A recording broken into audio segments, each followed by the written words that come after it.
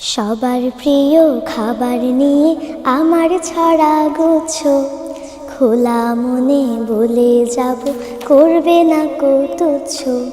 সবার প্রিয় খাবার নিয়ে আমার ছড়া গুচ্ছ, খোলা মনে বলে যাব করবে না কো তুচ্ছ।